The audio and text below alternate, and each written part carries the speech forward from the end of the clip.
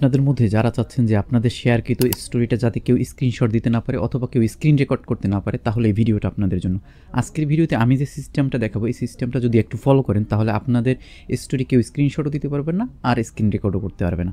তো এর জন্য যে কাজটা করবেন, প্রথমে চলে যাবেন হচ্ছে অফিসিয়াল ফেসবুকে যাওয়ার পর আপনারা যে ডান পাশের কর্নারে যে ছোট্ট প্রোফাইল পিকচারটা আছে এটার উপরে একটা ক্লিক করবেন। এটার উপরে যখন আপনারা ক্লিক করবেন তখন আপনাদেরকে প্রোফাইলে নিয়ে যাবে। প্রোফাইলে নিয়ে যাওয়ার পর আপনারা চলে যাবেন হচ্ছে সেটিংসে যাওয়ার পর একটু স্ক্রোল করবেন নিচের দিকে যখন স্ক্রোল করবেন তখন দেখবেন লেখা আছে স্টোরিজ।